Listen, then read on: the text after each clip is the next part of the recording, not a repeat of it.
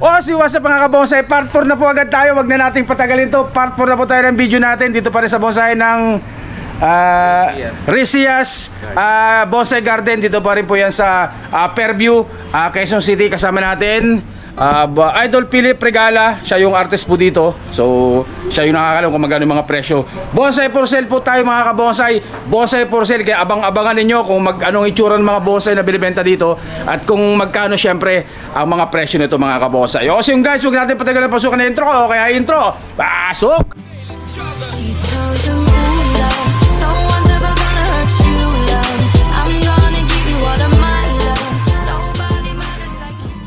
So yun guys, so umpisa na tayo ng part 4 natin. Kasama natin syempre si Idol Philip Regala. At ito, ang susunod natin, yung napakalaking tugas niya. Kita nyo gaano kalaki ha. Pinatabi ko si Boss Philip dyan para makita ninyo kung gaano kalaki yan. So ito po ay tugas na twin trunk din.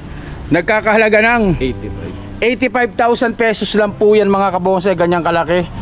Yan o, ganyang kalaki. 85,000 po. Formado na. Kita nyo naman ang itsura. Ayan o, so merong mga nakapalarga, kaya ito mahaba kasi naghahabol ng sanga dyan. Pero all in all, kita nyo naman, formado na. Nakalatag na po lahat. Napakalalaki na rin ang sanga ng iba dyan. Ayan o, naka ano na, pang ilang ano na ba ng sanga nya? Pangalawa. Ayan o, pangalawang wiring na po yung mga kabonsay. So 85,000 po. So laki ng pat nyan. So ganyan kalaki yan o. Tignan mo gaano kalaki yung bonsai pat yan.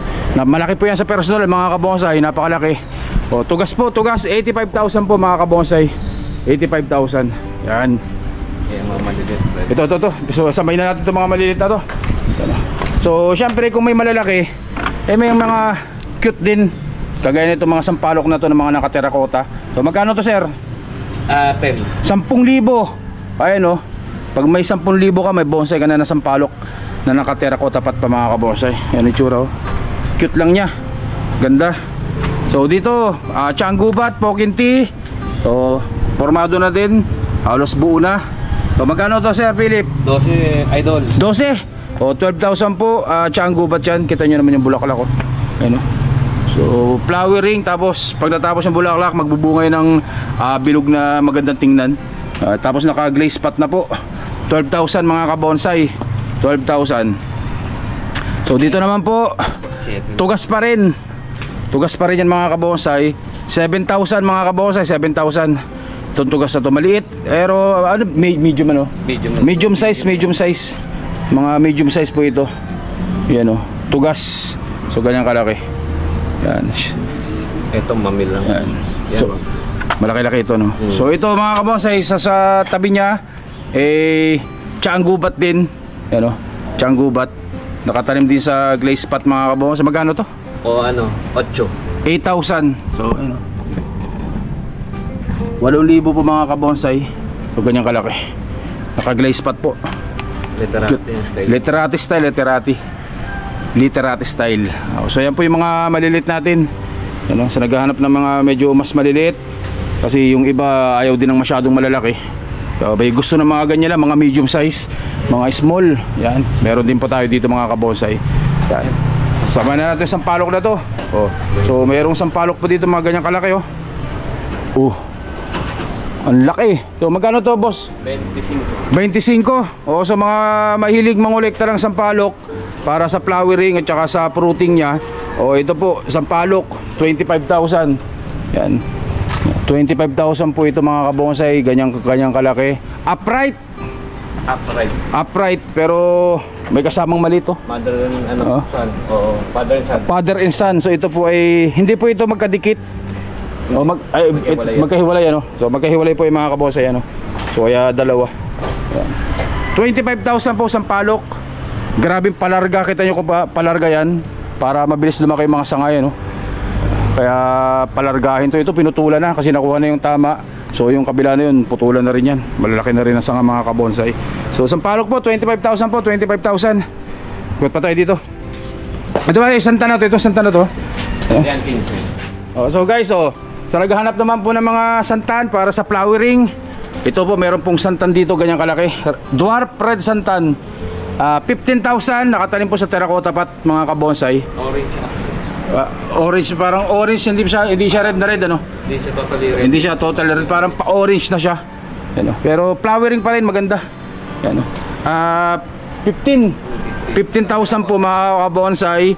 Tapos naka-terracotta pat pa po yan, guys. Yan. Pan-display na lang talaga, tapos trim nyo na lang yan. Pasok na po yan. Yan, ganda. So next natin itong tugas. Yung ganitong kaliit na tugas, magkano to, Boss Philip? Ano? 6,000. So nakalarga po para yan, alam nyo naman, para palakihin ng mga sanga. Kaya largado po yan, naka-wild dyan. 6,000 pesos po. O, mga small na ba ito? Medium pa rin? Small. O, small size po mga kabonsai na tugas. Yung mga cute lang. 6,000 po mga kabonsai, 6,000. So dito naman po, tugas pa rin. O, so ganyan kalaki. 4,000 mga kabonsai. 4,000. So ano na po yan, kita nyo, formado na.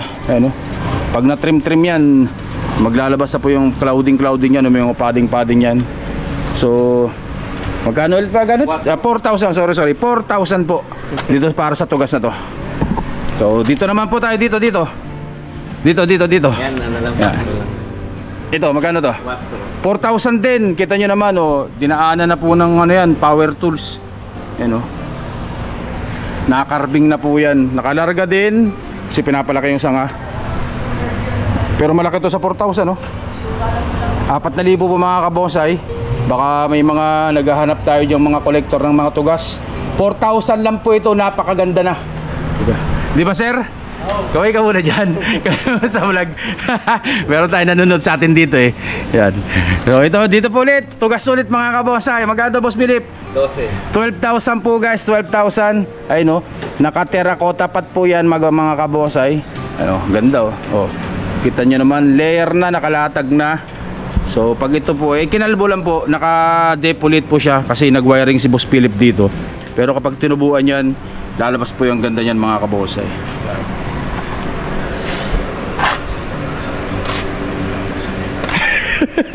Tanong ko kung magkano? 12,000. Yan.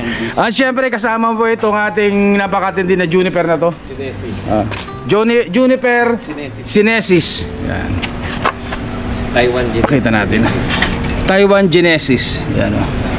So alam naman natin ang presyo ng mga ganito. Magkano to, Boss Philip? 12K. Medium size na, sir, Medium size. Ayun, nakalatag na rin po. Kita nyo naman ang balok-baloktot ng mga. Isa rin po sa napakaganda ng presyo na bonsai. Kasi ito po ay imported po ito. Galing po sa ibang bansa. Kaya ito po ay medyo may presyo. 12,000 po para po dito sa Juniper na to, mga kabonsai. Sa mga mahilig naghahanap 12,000 po, 12,000. Po tayo dito. Ito, may tugas pa dito. Tugas. Yan, may tugas po dito mga kabonsai. Magkano, sir? 25,000 para dito sa tugas na to. Ayan, tingnan yung itsura. Ganyang kalaki. Tingnan yung ilalim. 25, ganun din, nakalatag na rin po yan mga kabonsai. Wiring na rin yan ni Boss Philip. Yan tapos naka terracotta pat pa yan syempre para mas magandang tingnan. So lahat po ng presyo guys negotiable po yan pwede po kayong tumawad dyan mga kabonsai. Basta dun sa mga sure buyer po natin, pasyalan po kayo dito.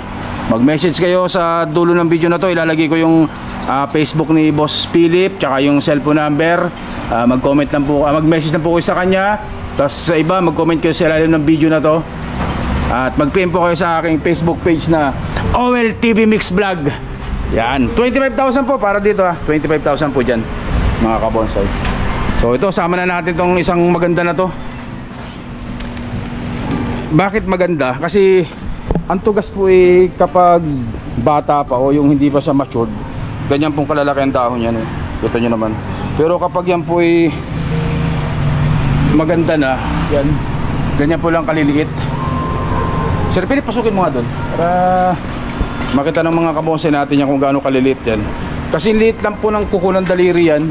At pwede pa pong Okay, no? At pwede po pong mas lumiit yan mga kabonsay kapag talagang established siya na bonsai na. So kaka-trim, kaka-depolate, napapalit po yan. So ito po tugas, magkano Sir Philip yan? 85. 85,000 pesos. Ayan po ang ilalim.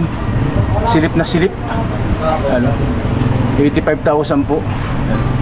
Tingnan nyo naman ang itsura. Napakaganda oh.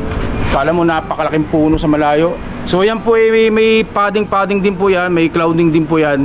Pero hindi pa lang na-trim. Pero pag na-trim, maglalabasan yan. Maglalabasan ng clouding yan. So ikutan ko doon, lalapitan ko para mas maipakita sa inyo yung ilalim nun.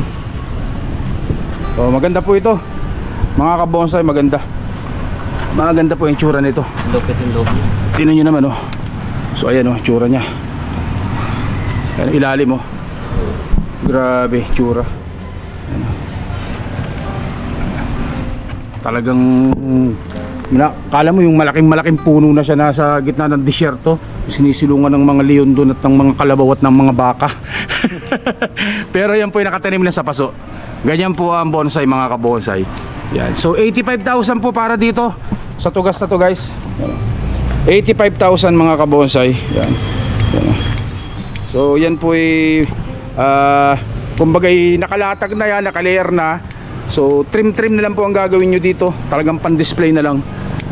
Ayan o, ganda. So ganyang kalaki. Malaki rin po yan mga kabonsai. Ayan. 85 po, 85 para po dito sa tugas na to mga kabonsai. Ayan. So alin pa Sir Philip? Ito 21J, alin ang harap? Yan ang harap. So ito 21J mga kabonsai naman. Sama na natin itong 21J na to. So ganyan kalaki. Tapos siyempre sexy yan ng konti ano. Medyo gumalaw siya. So magkano para dito Sir? 30. 30 mil para po dito sa 21J na to. Tapos naka-terracotta pat po yan mga kabonsai. Napakaangas ng tingnan. Napakalinis tingnan kapag naka-terracotta pat. Kutan ko para mas makita ninyo. Ayan o. Tignan nyo naman ang itsura. Napakaganda. 30 para po dito sa 21J na to mga kabonsai. So marami naghahanap ng 21J kasi napakaganda niyan pag nagbulaklak. Tsaka yung mga dahon niya siksik na siksik. Hindi kagaya ng mga ordinary na bougainvillea natin na malalayo yung pagitan ng mga nodes ng dahon. So dito sa 21J magkakadikit. Kaya pag dahon siya, compact siya. Kaya mas gusto nilang gawing bonsai itong 21J kaysa dun sa mga ordinaryong bonsai natin mga kabonsai. So yun guys, alin pa dito? Alin pa dito? Yun, punta natin 21J ulit. 21J, pagsunurin natin yung dalawang 21J na yan. Punta natin guys, punta natin dito.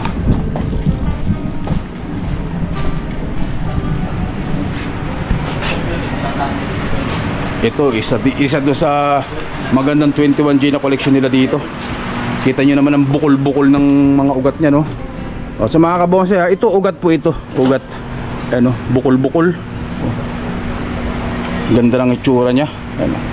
Ito, ganyan kalaki yung pinakantrank niya. Pero ito po yung ugat niya. Naka-expose roots po yan mga kabonsai. Alam niyo naman ang 21J, ganyan talagang karakter ng mga ugat niyan kapag na-expose roots siya. Napakaganda. Yan. So Boss Philip, pagkano dito? 35. So 35,000 po para dito sa 21J na to. Hindi po ito pula. Ano, peach? Peach ba, tama ba ako? Peach po ang kulay nito. Ayan po ang kulay ng bulaklak niyan mga kabonsai. May naiwan pang isang bulaklak dito. Pero nung nakaraan, na bulaklak daw to. Full bloom lang. Full bloom nung nakaraan. Hindi na natin inabutan. Pero may natira pa dito. So ganyan ang kulay. 35,000. Exposed roots na 21J mga kabonsai. Ganda oh. Formado guys, formado. Yan. So, alin pa dito Boss Philip? Yan yung nasa batong regular na.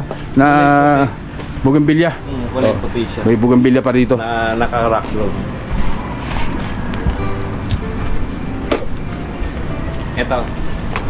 Ito pala. Kala ko tugas. Ito. Okay, so mga kabonsai, kulay puti na regular bougainvillea, pero hindi siya masyadong regular kasi kulay puti. Pero ganyan kalaki. Yan oh. Tapos may na limestone dito sa gilid niya. So yan po yung itsura mga kabonsai oh. Naka-wiring na rin, lahat nakalatag na, nakaayos na.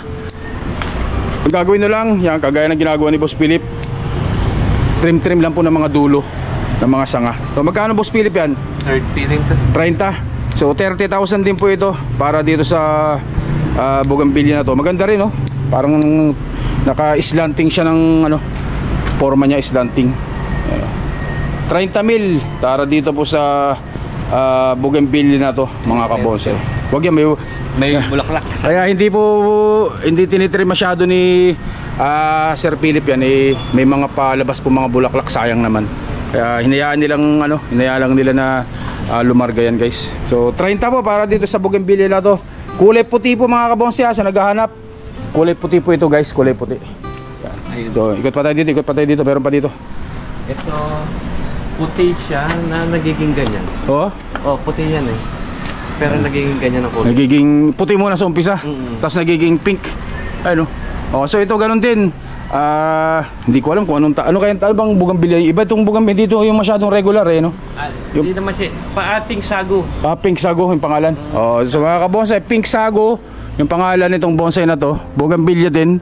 Ayun, pero sabi ni Sir, so umpisa kulay puti, tapos nagiging kulay pink yan pag yung magulang na. Yan. So magkano dito, Sir? 25. So ganyan kalaki. Yung puno niya. Ayun, so magulang na talaga ito. At saka yung mga sanga niya malalaki na. Ayun, may bulaklak pa sa dulo. So 25,000 po para po dito sa bougainvillea na to. Pink sagu. Yan. Sabi ni Boss Philip yung pangalan niyan. Yan itsura. Yung ilalim silipin ang ilalim. Yan. So dito meron pa rin dito, guys.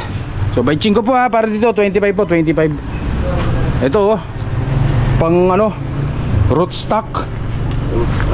Root graft. Yan root stock. At wala pang price, pero to, ayun ginagrap na nila. So not for sale. Ito pwede sa pink. 16. Alin? Regular pero kulay. Ito kulay puti rin. Kulay puti rin. So meron pa rin dito bougainvillea din. So maraming bougainvillea ditong alaga si Boss Philip. Ito ganun din. Magkano, Sir? 16. Regular bougainvillea pero kulay puti. Kulay white naman siya. So ang karaniwan talaga yung mga pula, yan. Pero yung mga puti mahirap ding maghanap eh. So ganyan kalaki. 16 mil mga kabonsay. Ganoon na din, trim na rin. Kasi pag mamulak 16 mil. Napakaganda sa garden pag nag-bloom yan. Talagang ganda ng bonsayan mo. Tapos may kasabay na mga bantiging mga ganyang kalalaki. Ganda. So alin pa, Sir? Yan, sukin natin dito, pasakin natin dito. Ay, may malaking 21J dito. 21J. Ay, pwede na yan sa may malaking 21J dito mga kabonsay. Magkano? 18. 18 mil mga kabonsay. Kita mo, may siya dito, bao. Ang laki. So ganyan kalaki na 21J. Hirap maghanap dito. Anong kulay ito? Pula lang? Pink. Pink. So ito mga kabonsay, ganyan kalaki. Ayun Pero 21J. 21J po yan mga kabonsay na ganyan kalaki. Ganda na naibalik. Tsaka na nga. Kita nyo naman Kita mo pa tsaka ang ganda. Tapering talaga siya. Palito. Tapos yung mga sanga malalaki na nakalatag na rin. Naka-perswiring na mga kabonsay. Kano, boss? Magkano? 18. 18 mil para dito sa 21J na to mga kabonsay. So pasukin dito. Lalabas ako dito para mas makita ninyo. Tingnan nyo. Akala nyo nagloloko ako na pumapasok ako Ayun medyo masikip kasi mga largado. Yan. Pakita ko sa inyo. So yan po. Ayan ang kulay nyo. Bulaklak niya. Yan. So, pinapalarga para mapabilis yung mapalaki yung mga sanga. So ano yun?